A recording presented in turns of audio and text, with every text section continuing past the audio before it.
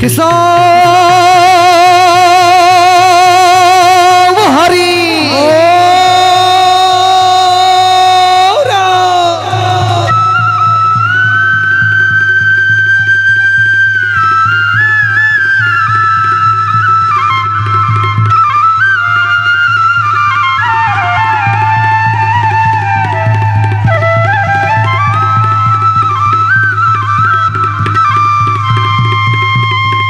প্রবেশ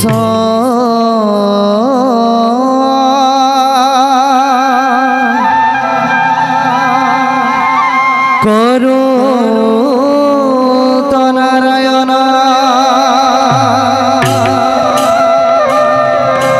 চক্রান্ত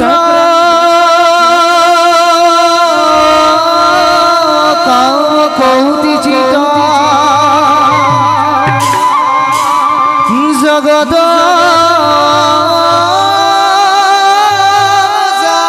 জানকুধাতা সাধু বান্ধব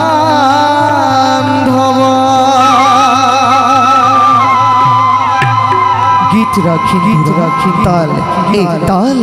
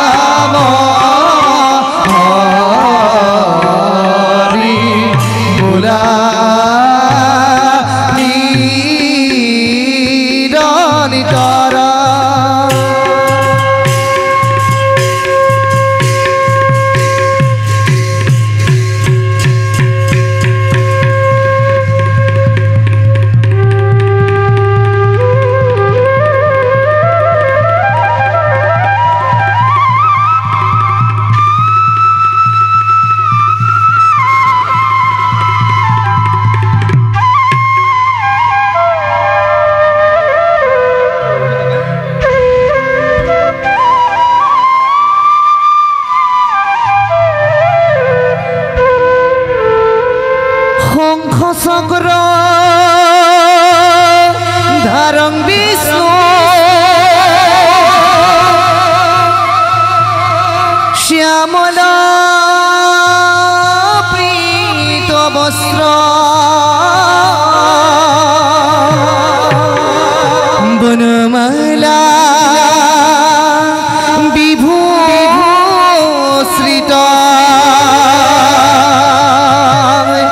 বনমালা বিভূষিত বনমালা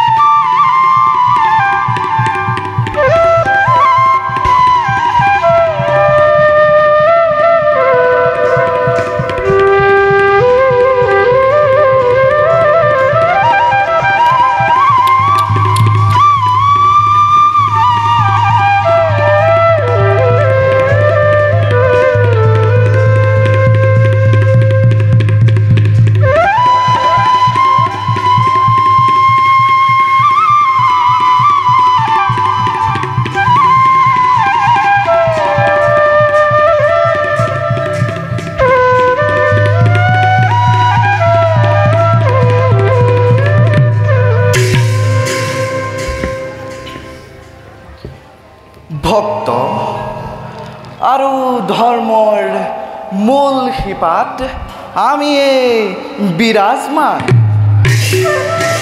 যিজনে সত্যৰে আমাক ভজে সেইজন মহান মহন্তই প্ৰকৃতপক্ষে আমাৰ স্বৰূপ তথা আমাৰ অৰ্থ উপলব্ধি কৰিব পাৰে আমিও যুগে যুগে না না ভাবে না না ৰূপে আমাৰ এই পৰম মহন্তসকলক পৰীক্ষা কৰি কীৰ্তি ৰাখিছোঁ এই জগতৰ আগত কিন্তু বৰ্তমান যেন মৰ্ত্যত প্ৰকৃত ভক্তৰ সংখ্যা কমি আহিছে ব্যক্তিগত লাভালাভ মায়াৰ বান্ধোন ধৰ্মৰ বেবিচাৰে যেন সকলোকে বিচলিত কৰি ভক্ত সমাজ পথভ্ৰষ্ট হৈছে ইয়াৰ প্ৰধান কাৰণ বৰ্তমান মৰ্ত্যত কলিৰ প্ৰাদুৰ্ভাৱ ঘটিছে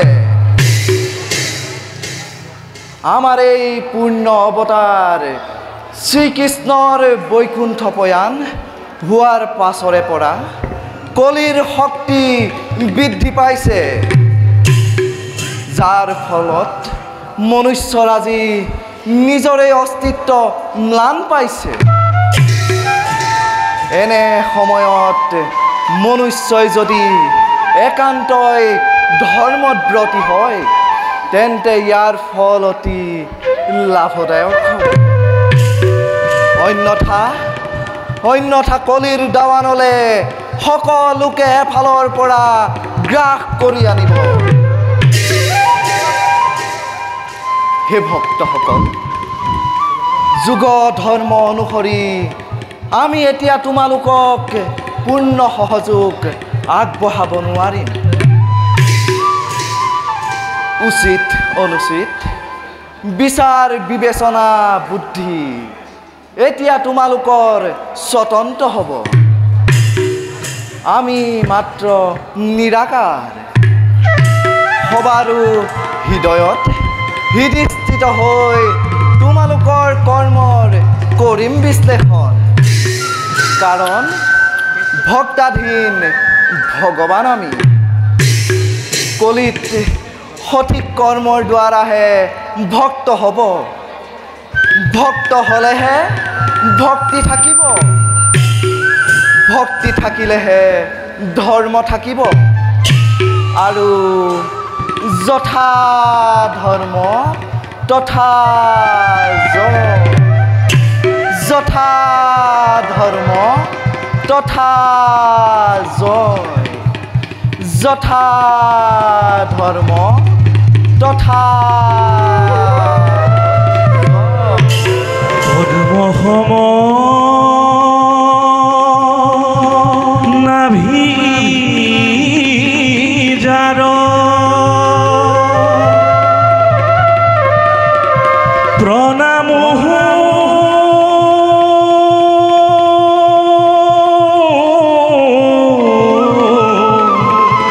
বাৰম্বাৰ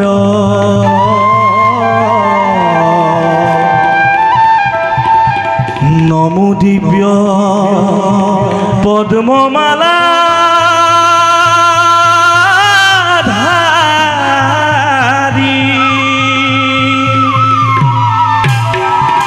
নমো পদ্ম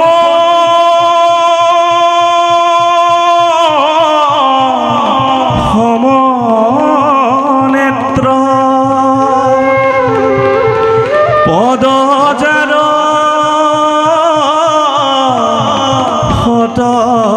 পত্ৰ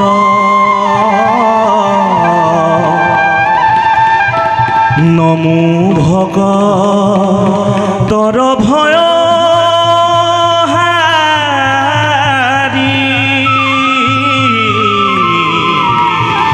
নমো ভগতৰ ভয়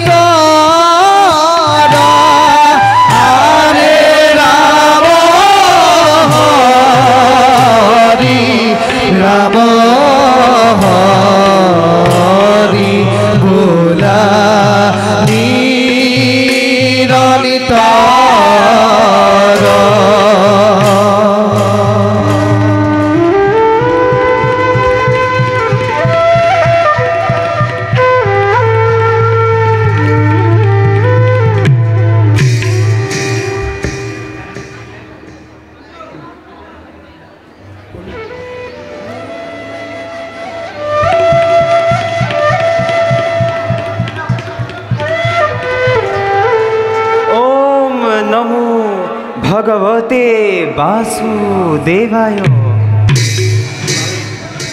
মায়াময় সংসাৰ এই মায়াতে বিলীন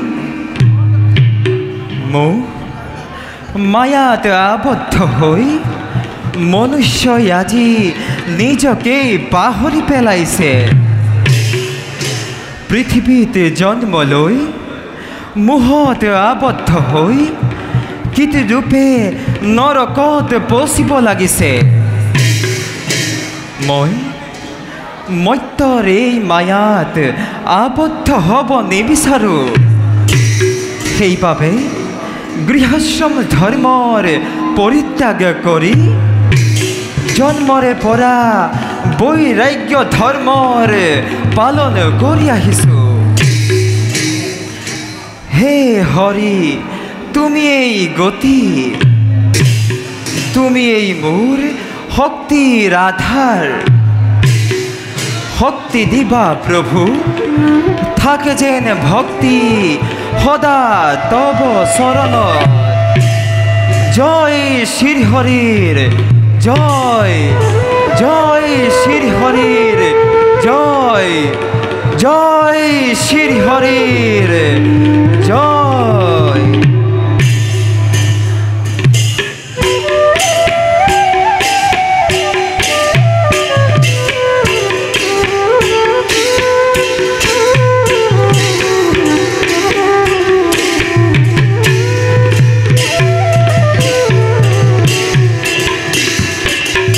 Krishna Hari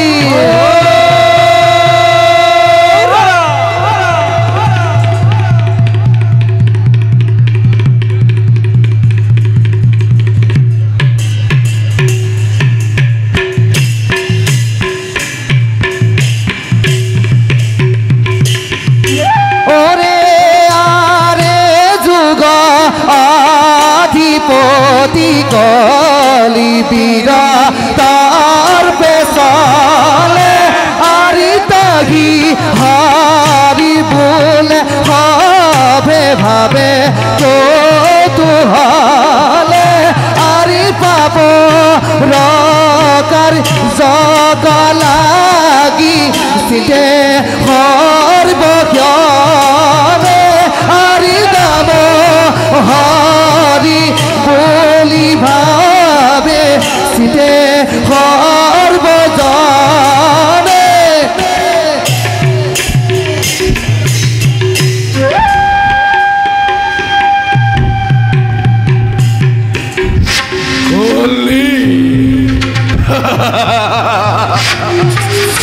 Holy Holy Name Holy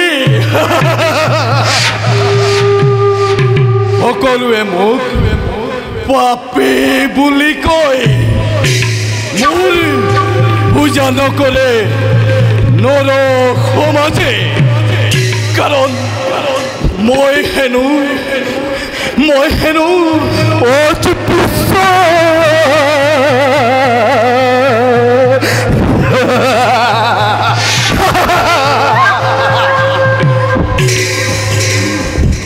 নৰ সমাজত অৱহেলা আৰু অনাদৰৰ মাজেদি মই মোৰ প্ৰভাৱ বিস্তাৰ কৰিব লাগিব কাৰণ এই সংসাৰৰ সকলো ক্ষমতা এই কলিৰ হাততে এই কলিৰ প্ৰভাৱত ভগৱান শ্ৰীকৃষ্ণয়ো এই সংসাৰে কৰিলে ত্যাগ আৰু তহঁতে এতিয়াও বুজা নাই কোনে শ্ৰেষ্ঠ কলি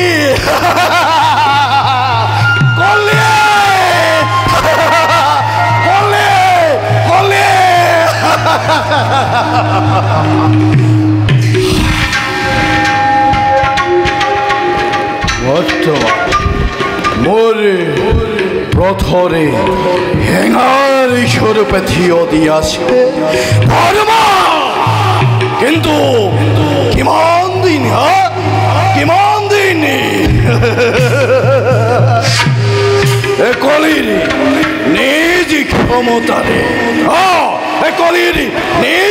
ক্ষমতাৰে পাপ শক্তি এই মানৱৰ মাজতে প্ৰচাৰ কৰি তেতিয়া স্বামী এই স্বাৰ্থলোভী বিবেচনী মানৱ সমাজে কলিক পূজা কৰে কিংবা এই ধৰ্মকে এই কলিক পূজা কৰে কিংবা ধৰ্মকে এই কলিকে পূজা করে কিংবা ধর্মকে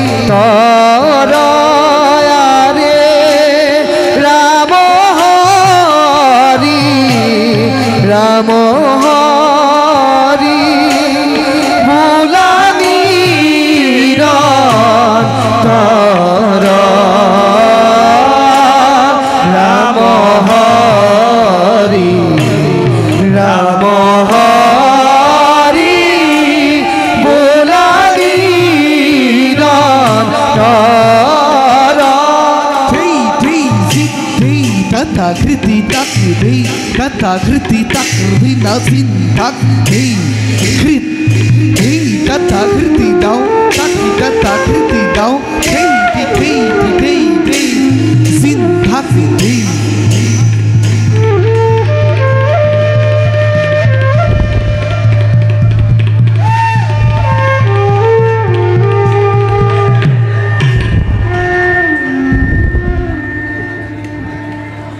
ভগৱান শ্ৰীকৃষ্ণৰ বৈকুণ্ঠগামী হোৱাৰ পাছৰে পৰা এই মৰ্ত্যত যেন আমাৰ শক্তি ম্লান হৈ আহিছে। কলিৰ অনুচৰ বৰ্গই এই মৰ্ত্যৰ মানৱক পাপত লিপ্ত কৰাই নিজৰ শক্তি দুগুণে বৃদ্ধি কৰিছে, যাৰ বাবে আজি বসুমতীও অতিকে নিৰ্যাতিতা। নাই ইয়াৰ বাবেই ধৰ্মক এই মৰ্ত্যত স্থান ৰাখিব লাগিব, নহলে কলিৰ বিপৰ্যয়ৰ ধুমুহাই পৃথিৱীক এফালৰ পৰা গ্ৰাস কৰিব।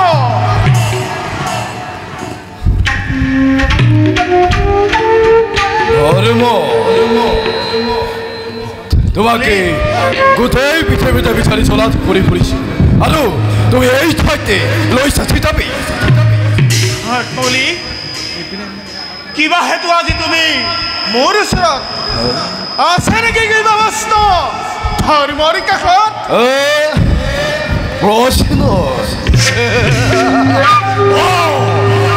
বস্তুটো মোৰ বহুত আছে ধৰ্ম। প্ৰথমতে কোৱা তুমি কিয় এতিয়া মৰ্ত্যতে বিৰাজমান? সত্য ধৰ্ম বিচাৰ কৰিবলৈ সৃষ্টিৰ পাতনিৰ আদিৰ পৰাই এই ধৰ্ম মৰ্ত্যত আছে আৰু আজীৱন থাকিব। তাত তোমাৰ হৈছে নেকি কিবা ব্যাঘাত? ব্যাঘাতে ব্যাঘাত মোৰ যথেষ্ট হৈছে ধৰ্ম তোমাৰ বাবে মোৰ পাপ শক্তি এই মানৱৰ মাজত প্ৰচাৰ কৰাত যথেষ্ট ব্যাঘাত হৈছে সেইবাবে তোমাক মই কৰিছোঁ আদেশ শীঘ্ৰেই গুচি যোৱা তুমি স্বৰ্গ ৰাজ্যলৈ মোক আদেশ দিবলৈ কোন তুমি কালৰ নিৰ্দেশত যুগৰ অনুসাৰে ধৰ্মই নিজৰ কৰ্তব্য কৰিছে পালন আৰু আজীৱন কৰি যাব পালন এই কৰ্তব্যত না কলিৰ আদেশৰ প্ৰয়োজন না অনুৰোধ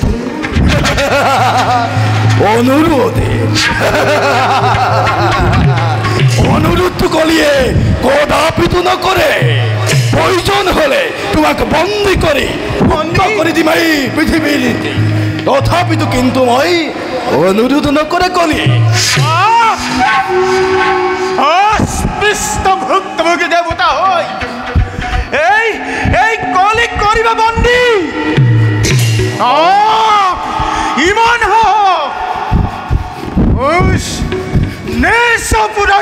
দেৱতা এই ধৰ্ম মুখ সম্ভালি কথা কব ধৰ্ম মোৰেই ৰাজত্বতে মোৰে আশ্ৰয় থাকি মোকেই তুমি কৰা অপজ্ঞা তুমি পাবা যুক্ত পুৰস্কাৰ যুদ্ধৰ বাবে হোৱা প্ৰস্তুতি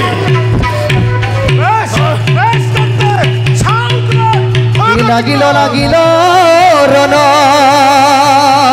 অতি ভয়ংকৰ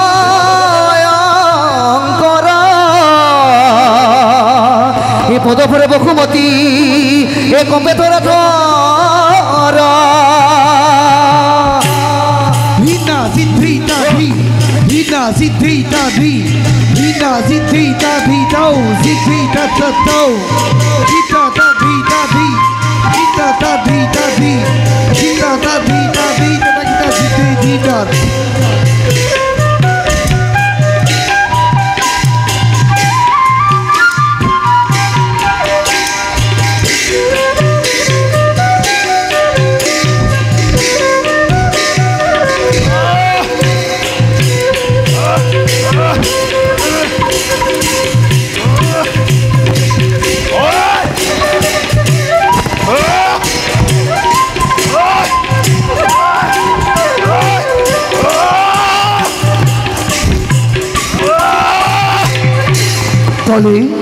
তোৰ সীমা সেৰাই গৈছে তুমি ধৰ্মক কেতিয়াও বন্দী কৰিব নোৱাৰা ধৰ্ম অতই ধৰ্ম এক শক্তি পৃথিৱীত যেতিয়ালৈকে এজন হলে মনুষ্য ধৰ্ম বুলি থাকিব তেতিয়ালৈকে তুমি ধৰ্মক লুপ্ত কৰিব নোৱাৰা ধৰ্ম পৃথিৱীত আছে আৰু সদায় থাকিব ধৰ্ম পৃথিৱীত আছে আৰু সদায় থাকিব ধৰ্ম পৃথিৱীত আছে আৰু সদায় থাকিব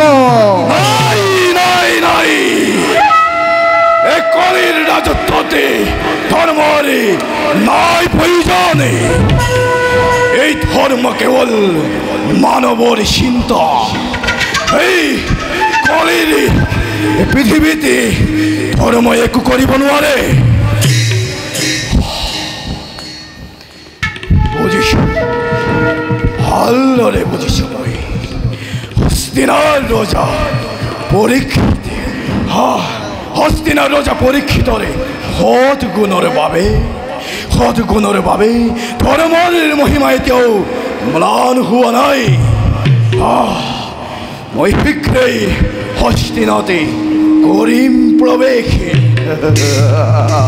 হস্তিনাকে পাপ সাগৰত নিমজ্জিত কৰাই এই পাপ সাগৰত নিমজ্জিত কৰাই কলিৰ দ্বাৰাই মানৱকে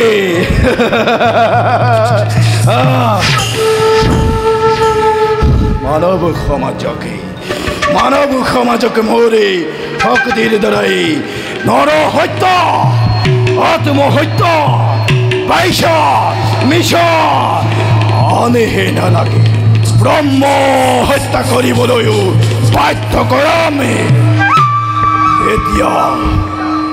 এতিয়া দেখিব জগতে এই কলি কিমানে পাপী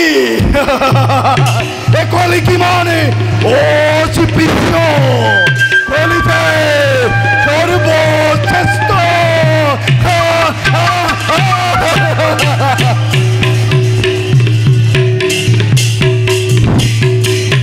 কৃষ্ণ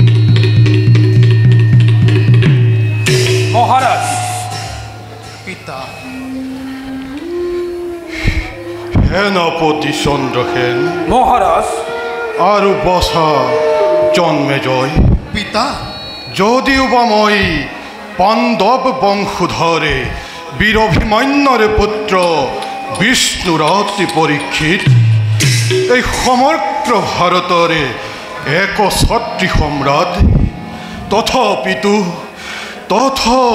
মোৰ মনতে অলপো শান্তি নাই মহাৰাজ ধৰ্মপৰায়ণ পিতৃ পিতামহসকলে স্বৰ্গলৈ গমন কৰাৰ পিছৰে পৰা মোৰ মনে একেবাৰে চঞ্চল হৈ উঠিছে অন্যহাতে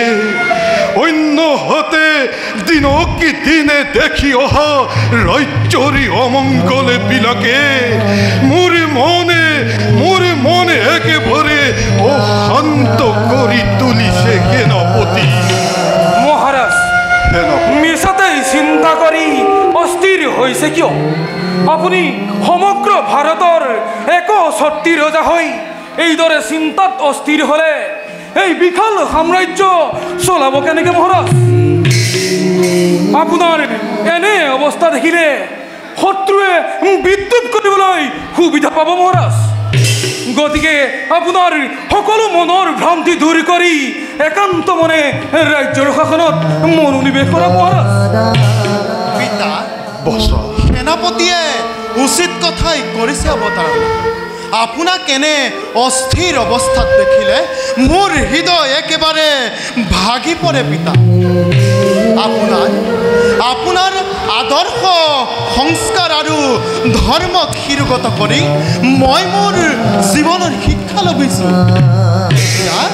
এতিয়া আপুনিয়ে যদি এনেদৰে শোকত ভাগি পৰে মই বাৰু নিজকে কিদৰে প্ৰবোধ দিম পিতা? বাৰু তোমালোকৰ কথা অৱশ্যে সঁচা পিতা, কিন্তু বাল্যকালৰে পৰাই মোৰ মনতে অলপো শান্তি নাই। পিতা মোৰ অজন্ম কালতেই পিতৃৰ বিয়োগ হোৱাতে পিতামহসকলৰ লালনে পালনতেই মই ডাঙৰ দীঘলে হৈছোঁ। আৰু এতিয়া সেই পিতামহসকলৰো বিয়োগতে মই কেনেদৰে শান্তিৰে থাকোঁ? জন্মৰ লগতে মৃত্যু এক চিৰন্তন সত্য জীৱনৰ। আপুনি গুণী জ্ঞানী সৰ্বগুণ সম্পন্ন ৰজা। ভাবি চাওক মহাৰাজ, প্ৰজাৰ সুখ দুখেই ৰজাৰ সুখ দুখ। গতিকে ধৈৰ্য ধৰি প্ৰজাৰ সুখ শান্তিৰ বাবে চিন্তা কৰক মহাৰাজ। পিতা সকলোবোৰ ভগৱানৰ পদত। ভগৱানে আমাক সকলোকে কৰিছে পালন। আমি মাত্ৰ ইয়াৰ কাৰণহে। বিধাতাৰ বিধি ৰোধ কৰিব পৰা শক্তি আমাৰ একেবাৰে নাই পিতা। চিৰ সত্য এইটো তোমাৰ বচনে বাচা। আমি কাৰণ যদিও আমি আমাৰ কৰ্তব্যসমূহ সহজ পথেৰে কৰি যাব লাগিব, অন্যথা আমি ভগৱানৰ ওচৰতে দোষী হৈ ৰম। আমি সকলোবোৰে ভগৱানৰে দাস। ভগৱানৰে গুণ গৰিমা প্ৰকাশ কৰিবলৈকে আমাকে মৰ্ত্যলৈ পঠাইছে। কিন্তু আমি ঐশ্বৰ্য বিভূতিৰ লালসাত পৰি নিজৰ পাপে নিজেই চপাই লৈছোঁ। এটি কথা ক'ব খোজো, অনুমতি কৰিবনে প্ৰধান? নিঃসন্দেহে প্ৰকাশ কৰা সেনাপতি। তুমি মোক কোনো কথা সুধিবলৈ অনুমতি লোৱাৰ কোনো প্ৰয়োজন নাই।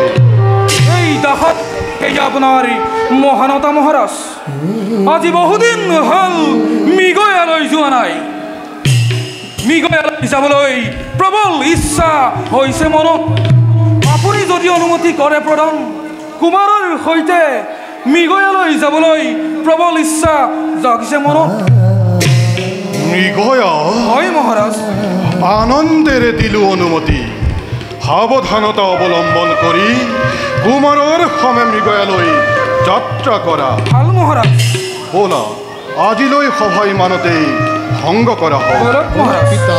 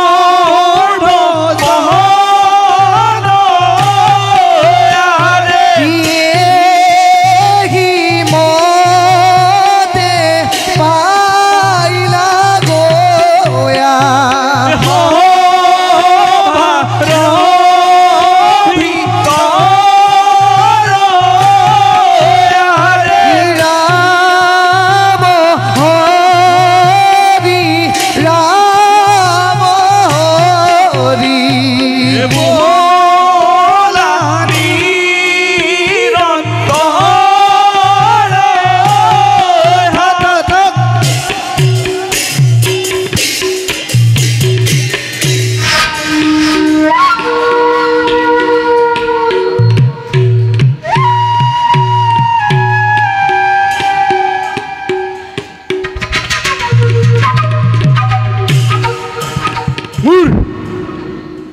অলেখ চেষ্টা কি বিফলে যাব অন্তৰত জ্বলি থকা সেই তীব্ৰ দেৱানল অন্তৰতে নুমাব দিব পাৰি পাণ্ডৱে খাণ্ডৱ কৰি মোৰ সকলো বংশ নিশেষ কৰা দিন ধৰি আজি পৰ্যন্ত জ্বলিছো মই প্ৰতিশোধৰ অগ্নিত কুৰুক্ষেত্ৰ মহাসমৰত অৰ্জুনক দংশন কৰিবলৈ গৈও ব্যৰ্থ হলো তাৰ পাছেও বহুবাৰ চেষ্টা কৰি মাথো বিফল বিফল বিফল পঞ্চ পাণ্ডৱে ইহ সংসাৰৰ পৰা মেলা নিমাগিল পাণ্ডৱ বংশ নিশেষ কৰা পণ মোৰ নহল পূৰ্ণ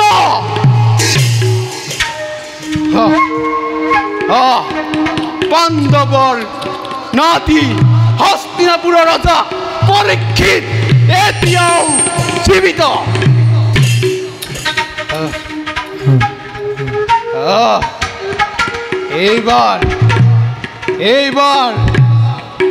এইবাৰ যাওঁ মই হস্তিনাপুৰৰ ফালে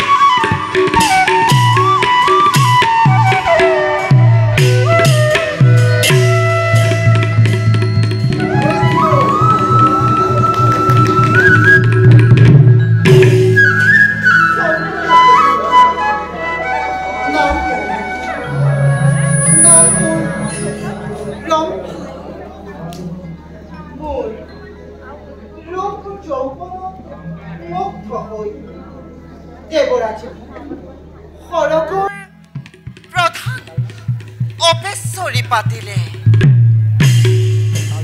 মোৰ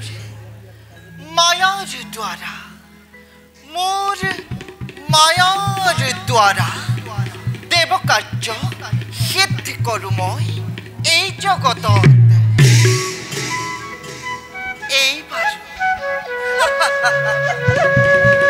এইবাৰো যুগৰাজ কলিৰ লগত সহযোগ হৈ অকাল আৰু কাল দৈত্যদয়ক বধ কৰাৰ লগতে মহামুনি শুকদেৱৰ মহত্ব চোৰ কৰিবৰ বাবে এই মধ্যত মই কৰিছোঁ শিৱাহৰ মোৰ মায়াৰ দ্বাৰা কলিৰ ৰাজত্ব প্ৰভুত্ব মই এই পৃথিৱীত কলিৰ শক্তি মই কৰিম প্ৰচাৰ কলিৰ শক্তি মই কৰিম প্ৰচাৰ কলিৰ শক্তি মই কৰিম প্ৰচাৰ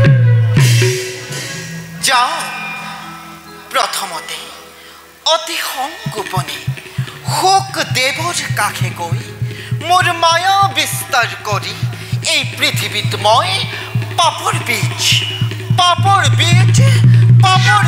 মই অংকুৰিত কৰোঁগৈ যাওঁ মই মোৰ কৰ্তব্যত হওঁগৈ অগ্ৰসৰ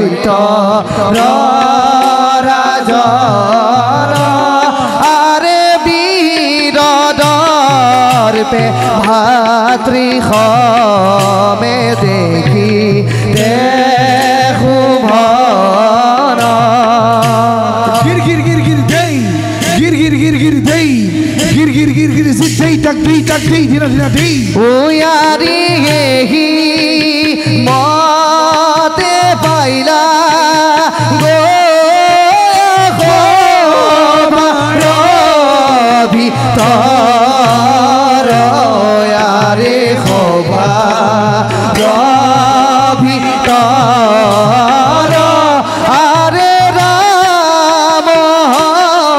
भी राम हरि बोला निरनितर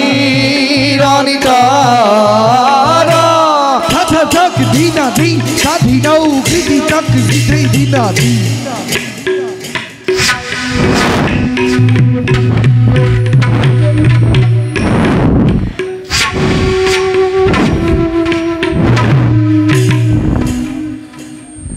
ভাতৃকাল যমৰাজৰ অগাধ সাধনাৰ বলত লাভ কৰি তুলিবে অমৰত্ব সমবাৰ এই পৰ্যন্ত পৃথিৱীত দৈত্যৰ বীৰত্ব ৰাখিছো জীয়াই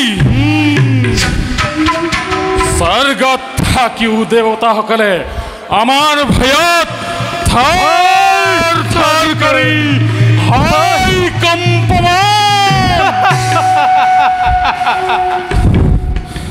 দৈত্যৰ ভয়ত দেৱতাসকলৰ হৃদয়ত ধাপ ধাপ কৰি হোৱা কম্পমানে আনন্দৰ জোৱাৰ তুলি বিজয় উল্লাসৰ ৰক্তৰ শস্য উত্তোলন হয় দৈত্যৰ সমাজত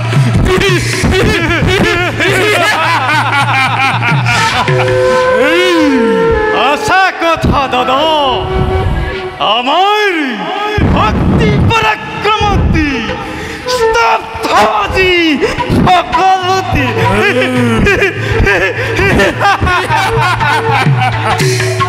বিশ্বের ত্রাণকর্তা রূপে আমাকেই সর্বত্রে করিছে স্বীকার তথাপি তো কিন্তু দাদা ইচ্ছা হয় কেতিয়াব সমুদ্ৰৰ উৰ্মি মামাৰ দৰে নালায়াৰ প্ৰবল তৰংগ সৃষ্টি কৰি মুহূৰ্ততে চৰকাৰ কৰি দিব। শান্ত হোৱা ভাই, যুদ্ধ দৈত্যাৰ চিৰালগৰি অচিৰেই মিলিব ভাগ্যত। তুমি আৰু মই যি দিনালৈকে একেলগ হৈ থাকিম সেই পৰ্যন্ত আমাক পৰাজিত কৰিব পৰা বীৰ বিশ্বৰ বিৰল। আৰু ভাই দাদা ৰাজ্যৰ সকলো প্ৰজাই কৰ আদায় কৰিলেনে? দাদা ভাই ৰাজ্যৰ সকলো প্ৰজাই কৰ আদায় কৰিছে, কিন্তু আমাৰ অৱৰ্তমানতে দুজন ঋষিমুনিয়ে দাদা দুজন ঋষিমুনিয়ে কৰ দিয়াৰ ভয়তে ৰাজ্য এৰি কৰিছে পলায়ন। সামান্য তপস্বীৰ ইমান হাক দাদা দৈত্যৰ ৰাজ্যত থাকি কৰ দিয়াৰ ভয়ত কৰিছে পলায়ন। ভাই দাদা সিহঁতক ধৰি আনি হাতে গলে দাসত্বৰ শিকলি পিন্ধাই বন্দী কৰিবা অন্ধকাৰ পোতাশালত। তাৰ বাবে তুমি চিন্তা নকৰিবা দাদা, এই কালে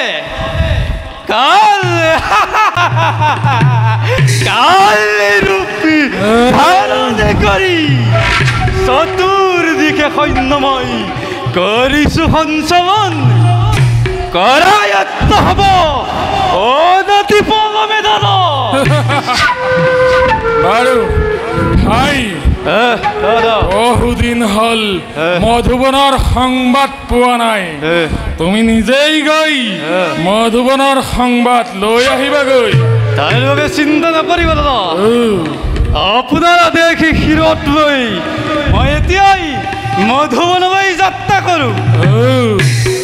কিন্তু কিন্তু কি ভাই? কিন্তু দাদা কি অসাধু মনে মোৰ কই ঘনে ঘনে শত্ৰুৱে যেন আমাকে ধৰিছে আৱৰি। দাদা সেয়েহে তুমি সাৱধানেৰে ৰাজ্য কৰিবা শাসন। মই এতিয়া আহিলো দাদা। ভাই শত্ৰু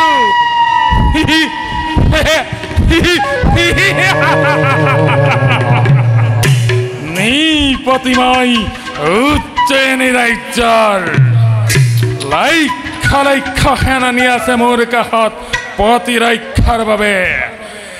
প্ৰাচীৰৰ দৰে আচ্ছাদিন গঢ়িব পৰা বীৰ ভাতৃকাল, কিবাহেতু সময় সংকিত শত্ৰুৰ বাবে। আহক আহক শত্ৰু মোৰ নিক্ষিপ্ত ক্ষেপণাস্ত্ৰ বাটতে মুণ্ড ছেদন কৰি সিহঁতৰ ভূপতি কৰিম মই ধূলিৰ লগত।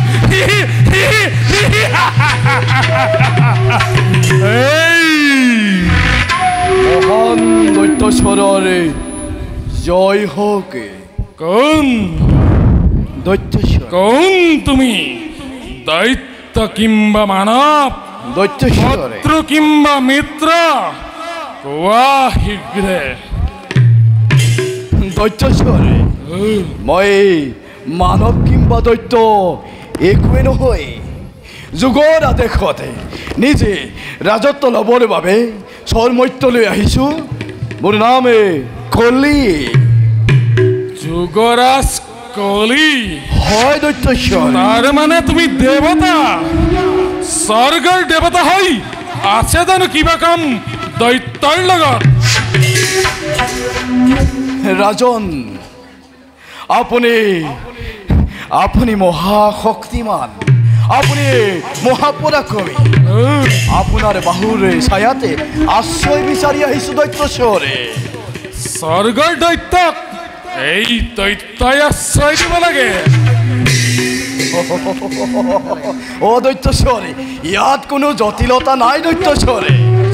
আচলতে মোৰ স্থান স্বৰ্গতে, মৰ্ত্যতে নহয়।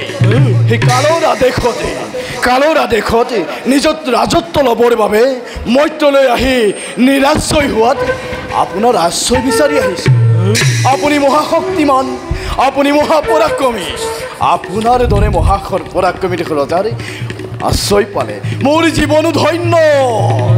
লগতে নানা পৰামৰ্শ দি আপোনাক কিঞ্চিত হ'লেও সহায় কৰিব পাৰিম দৈত্যশ্বৰে। তুমি উচিত কথাকেই প্ৰকাশ কৰিছা দৈত্যশ্বৰে। নিশ্চয় দিলোৰ কাৰ্য মানে কৰিবা সহায়। বাৰু যুগৰাজ কলি, ব'লা এতিয়া অন্তেশপুৰলৈ যাত্ৰা কৰোঁ। দৈত্যশ্বৰে।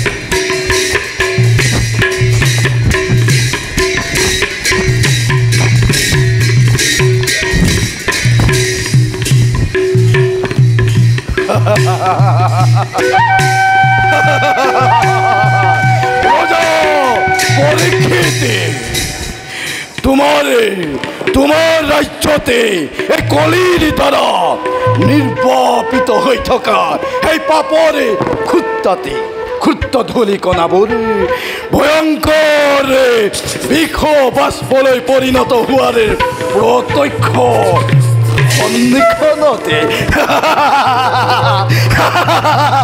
পাপৰে বিষ বাষ্প, পাপৰে বিষ বাষ্প।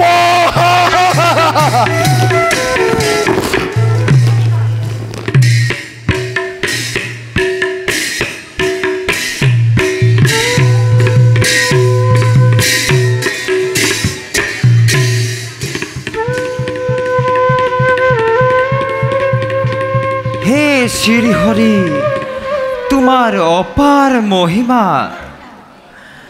কতদিন কত রাত্রি তোমার নামকে হারে করি হরি হরি বলি তোমাকে বিচারি ফুরিছো। তথাপিতো তোমার দর্শন লভিব পৰা নাই। অৱশ্যে মোৰ দৰে ক্ষুদ্ৰ প্ৰাণীয়ে তোমাৰ লীলাৰ কথা কেনেকৈ বুজিম প্ৰভু? যিয়েই কি নহওক লাগে, চিৰদিন মই তোমাৰ নামৰ তপস্যাতে ব্ৰতী থাকিম।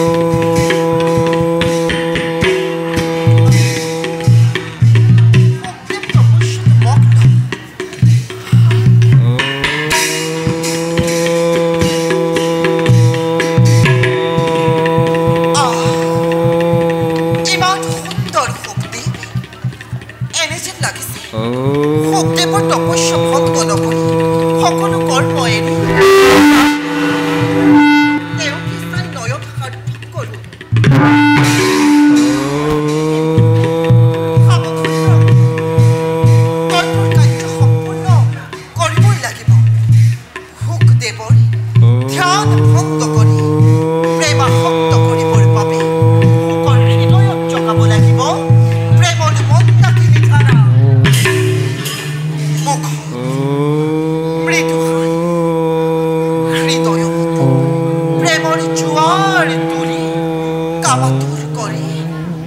কেৱল গৰ্ভৰ ভাগৱত চুৰ কৰি নষ্ট কৰি দিম ব্ৰহ্মচাৰ্য ব্ৰত।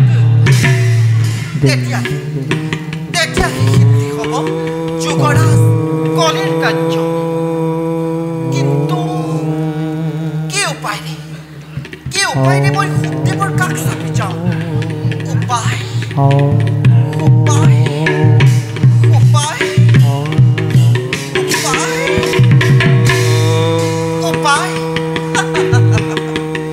যাওঁ, মই মোৰ কৰ্তব্যত হওঁকৈ অগ্ৰসৰ।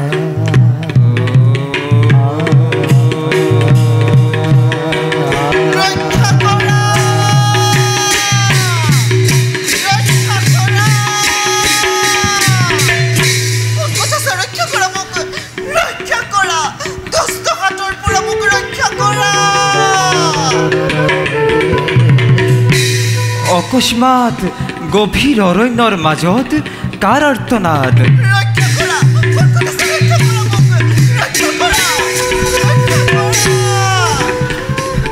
ই কি ঘোৰ অৰণ্যৰ মাজত অবলাৰ ওপৰত কোনে কৰে অত্যাচাৰ। যিয়েই কি নহওক লাগে বিপদত আৰ্তজনক সহায় কৰাটো আমাৰ কৰ্তব্য। ভয় নাই দেৱী, আছো মই তোমাৰ সহায়।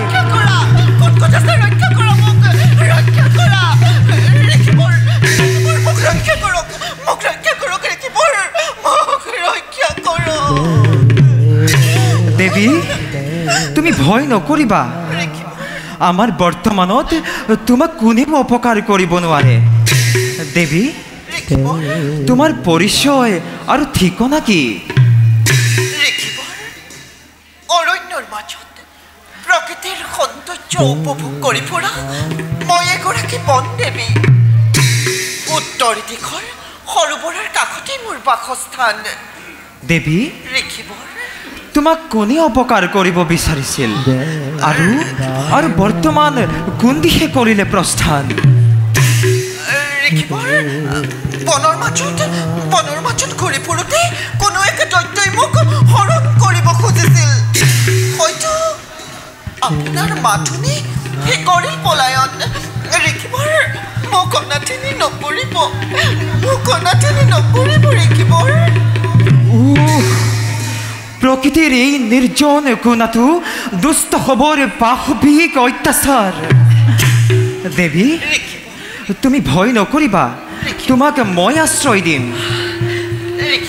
দেৱী ইমান সহজ সৰল শান্ত প্ৰকৃতিৰ আপুনি নকল পৰিচয় দিবনে ঋষিবৰ? মহামণি ব্যাসৰ পুত্ৰ, নাম মোৰ সুখ। এই গভীৰ অৰণ্যৰ মাজত শ্ৰীহৰিক বিচাৰি ধ্যানস্থ হোৱাই মোৰ প্ৰধান কৰ্তব্য। ৰম্ভা, তোৰ এতিয়া উদ্দেশ্য সিদ্ধিৰ পথত। সুকক প্ৰেমত মতলীয়া কৰি গৰ্ভত থকা ভাগৱত চুৰ কৰি নৰকত বাস কৰাই কলিৰ কাৰ্য সম্পূৰ্ণ কৰিব লাগিব। তেতিয়াহে সিদ্ধি হ'ব তোৰ প্ৰধান কৰ্তব্য। পলম নকৰিবি ৰম্ভা, পলমে ঘটাব বিঘিনি। কৰ্তব্যত আগবাঢ়ি যা ৰম্ভা, কৰ্তব্যত আগবাঢ়ি যা ৰম্ভা, কৰ্তব্যত আগবাঢ়ি যা। দেৱী তুমি কি ভাবি আছা দেৱী?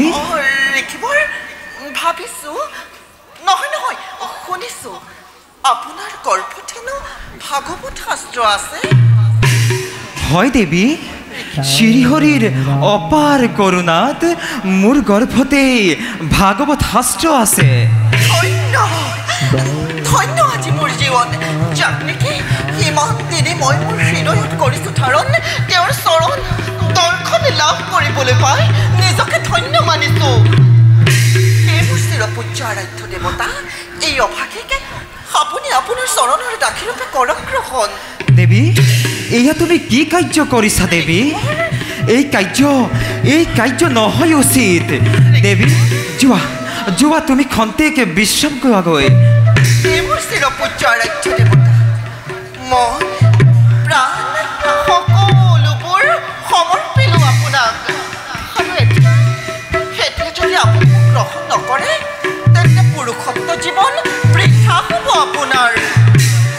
দেৱী ঋষিবৰ মায়ামোহে আৱৰা এই সংসাৰৰ মায়াজাল ভেদ কৰিবৰ বাবে যি পুৰুষে পৰম ব্ৰহ্মক পূজা নকৰে তেওঁৰহে জীৱন বৃথা দেৱী দেৱী তুমি জানানে কামনাত প্ৰফুল্লিত হৈ মনুষ্যই নিজৰ যৌৱন ধন সম্পত্তি সকলো হেৰুৱাই পেলায় আৰু শেষত নিজৰ পাৰ্থিৱ শৰীৰৰো নাশ ঘটায় ইয়াকে বুজিব নোৱাৰি মনুষ্যই নিজকে নৰকুণ্ডলৈ স্থানান্তৰ কৰায়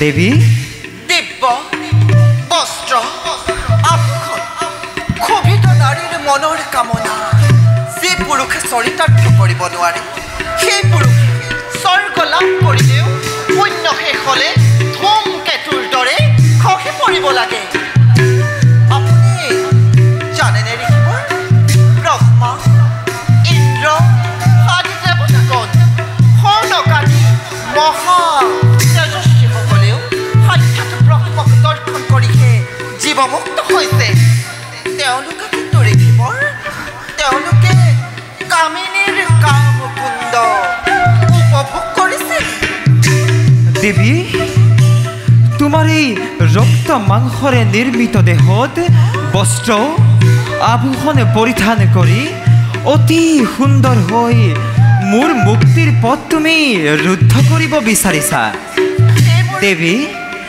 ইয়াতকৈ আৰু মহাপাপ আছে জানো নহয় ঋষিবৰ সেইবোৰ চিৰপূজ্য আৰাধ্য দেৱতা এই সকলোবোৰ বাচ্চাটোৰালি বিসৰ্জন দি আপুনি মোক প্ৰেম দান দি কৃতাৰ্থ কৰক দূৰ হোৱা ৰমণী নহয় ঋষিবৰ তিৰোতাৰ উত্তেজনাক আপুনি ব্যাঘাত নজন্মাব দূৰ হোৱা ৰমণী আপুনি মোক দাসীৰূপী কৰক গ্ৰহণ ঋষিবৰ ৰমণী দূৰ হোৱা ৰমণী নহয় ঋষিবৰ তোমাৰ এই ৰূপ যৌৱনে এই চিৰপূজ্য ব্ৰহ্ম শিশুকক ভুল নিয়াব নোৱাৰা নহয় ঋষিবৰ আপুনি মোক দাসীৰূপী কৰক গ্ৰহণ দূৰ হোৱা ৰমণী নহয় ঋষিবৰ আপুনি মোক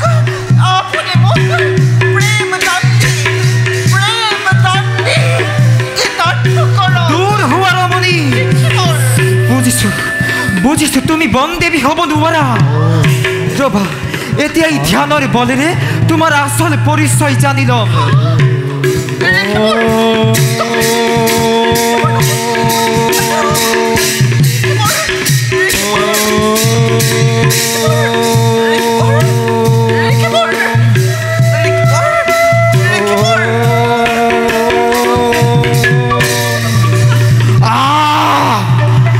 কলংকিতা অপেশ্বৰী তুমি যি উদ্দেশ্য লৈ মোৰ কাষ চাপিব বিচাৰিছা সেই উদ্দেশ্য তোমাৰ নহ'ব সফল তোমাৰ উপস্থিতিয়ে মোৰ এই পবিত্ৰ আশ্ৰম চিৰদিনলৈ কলুষিত কৰিলে এই আশ্ৰম এতিয়াই মই কৰিলো ত্যাগ জয় শ্ৰীহৰিৰ জয়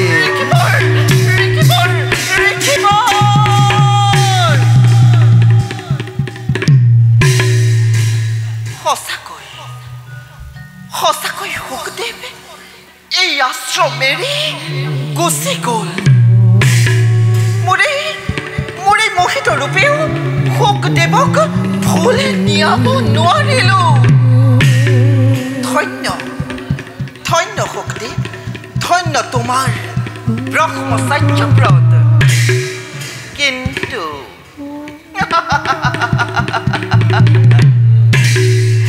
ৰম্ভাময় এবাৰ নোৱাৰিলো যদিও বাৰে বাৰে চেষ্টা কৰি হ'লেও মই মোৰ কাৰ্য সমৰ্পণ কৰিম যাওঁ মই মোৰ আগন্তুক কৰ্তব্যত হৈ অগ্ৰসৰ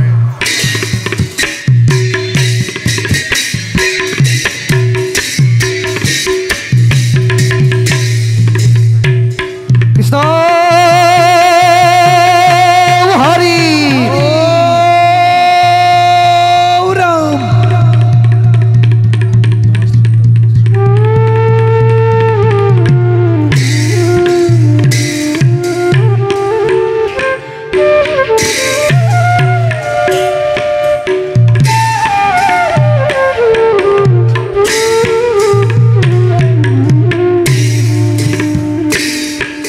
বিহিলা সভা মাঝে ৰানী ৰাৱতী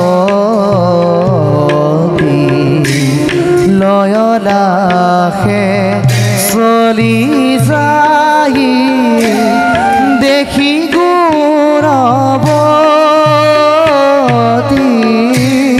লয়লাসে চলি যাই দেখি গুণৱতী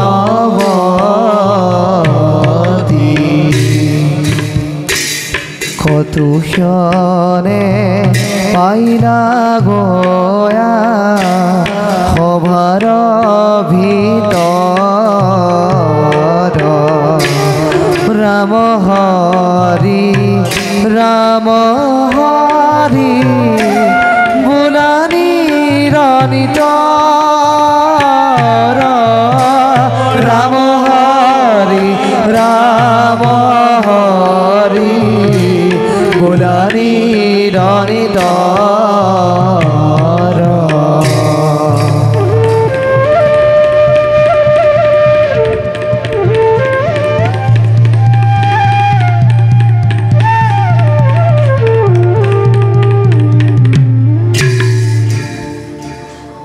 পৰীক্ষিতৰ ভাইজা ৰাজৰাণী ময়ে হস্তিনাপুৰৰ শান্তি আৰু অতি ধৰ্মপৰায়ণ স্বামীৰ সুশাসনত 4 পুত্ৰৰ সৈতে বাস কৰি আহিছো এই হস্তিনাপুৰত। এই প্ৰভু নাৰায়ণ হস্তিনাপুৰৰ সুশান্তি যে সদায় অটুট থাকে।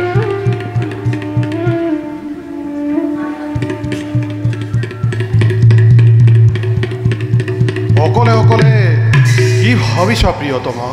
আপোনাৰ কথাকে ভাবি আছো নাথ। সুন্দৰৰ ব্যাখ্যা দেখোন আজিও নিদিলে নাথ। শাস্ত্ৰতে সত্যম শিৱম আৰু সুন্দৰম বুলি কয়। তেন্তে শিৱই সুন্দৰ নেকি?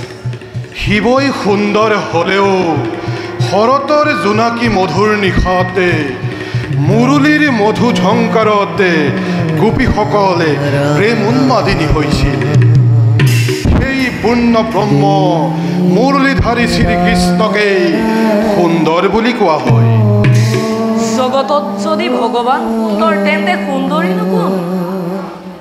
সুন্দৰী যাৰে যাৰে যাৰ দৃষ্টিতে স্বয়ঙে নাৰায়ণ ভুল গৈছিল, যাৰ হাততে কমল পুষ্পই শোভা বৰ্ধন কৰে, সেই লক্ষ্মী ৰূপা জগত মাতা লক্ষ্মী দেৱীয়ে চিৰ সুন্দৰী।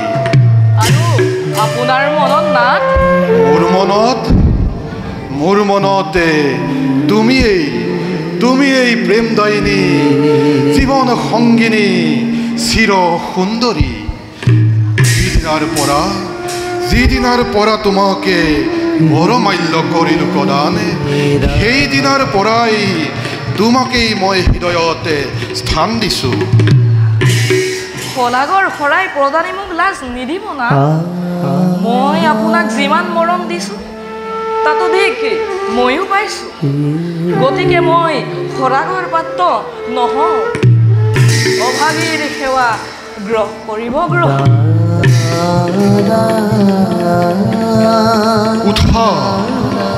উঠা ৰাণী, অতি ভাগ্যৱতী তুমি পাণ্ডৱৰ বোৱাৰী। বলা এতিয়া যাওঁ খন্তেকে কৰোগৈ বিশ্ৰাম।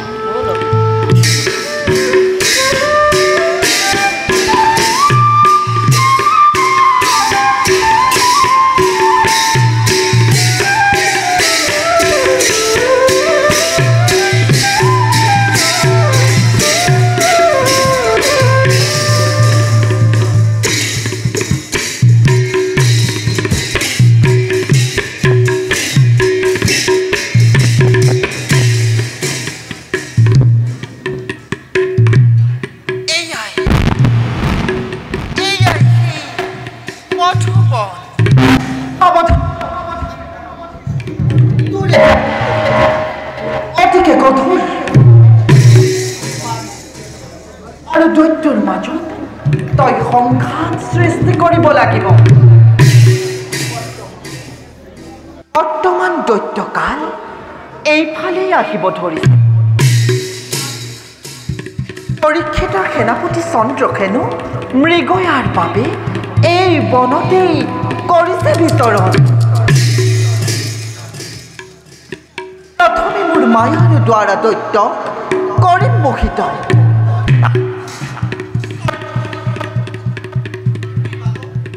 কৰিম আৰম্ভণ লগে লগে চন্দ্ৰ পাশত আবদ্ধ হ'ব লাগিব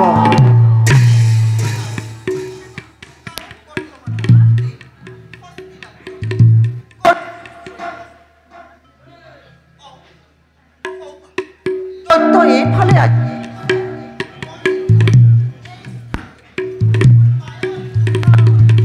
আৰু আৰম্ভণ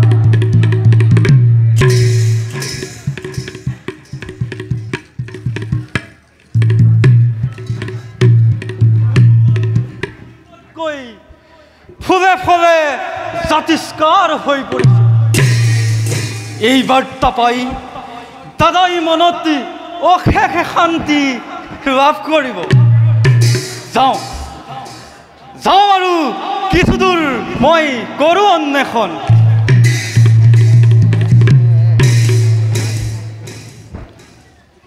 শিকি এই অথব্য অৰণ্যৰ মাজত কোন কোন এই সুন্দৰী ৰমণী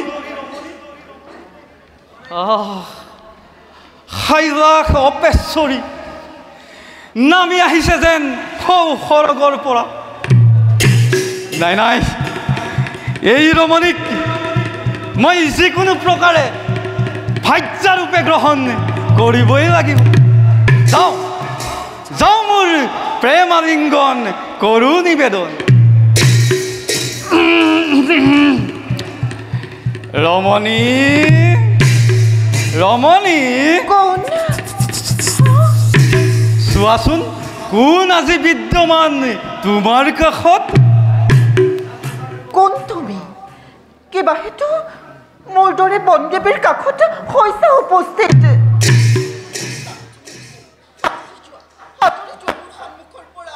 আঁতৰি যোৱা বনদেৱী অপেশ্বৰী যিয়েই নোহোৱা কিয় সেয়া মোৰ নাই প্ৰয়োজন তোমাৰ ৰূপ লাৱণ্য দেখি মই একেবাৰে মতলীয়া হৈ পৰিছোঁ লৈ যাম তোমাক নিজ ৰাজ্যলৈ সাৱধান মোক স্পৰ্শ নকৰিবি কোন ক'ত আছা ৰক্ষা কৰা মোক ৰক্ষা কৰা মোক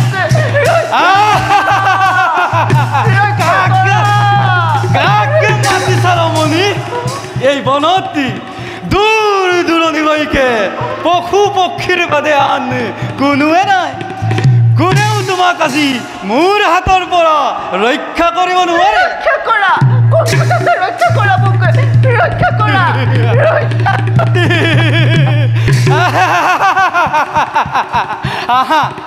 আহা দেৱী কামানলে দগ্ধ আজি দৈত্যৰ জীৱন এতিবাৰ দিয়া মোক স্নেহ আলিংগন ৰক্ষা কৰা মোক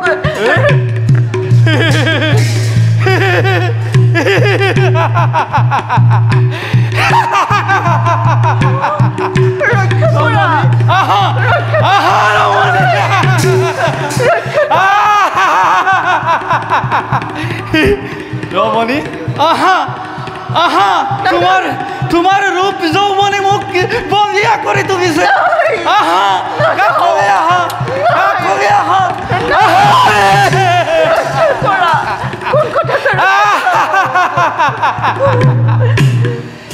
আৰে ফুৰি আছে সেনি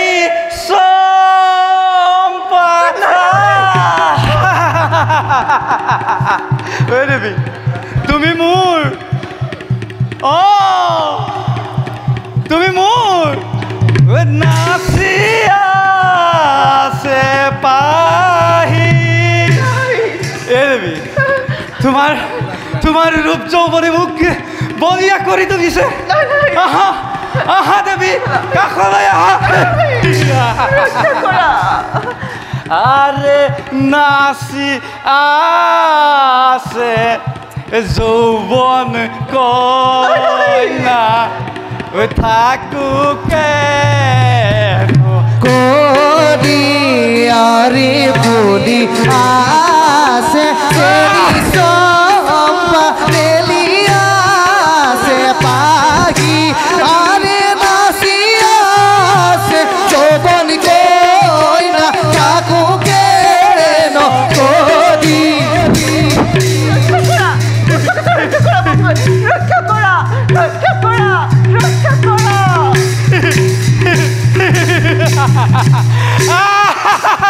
মাতা মাতা রমণী উচ্চ কণ্ঠে মাতা রক্ষা করা রক্ষা করা আজি আজি মোৰ হাতৰ পৰা তোমাক কোনেও ৰক্ষা কৰিব নোৱাৰে আজি এই কালৰ হাতৰ পৰা তোমাক কোনেও ৰক্ষা কৰিব নোৱাৰে ৰমণী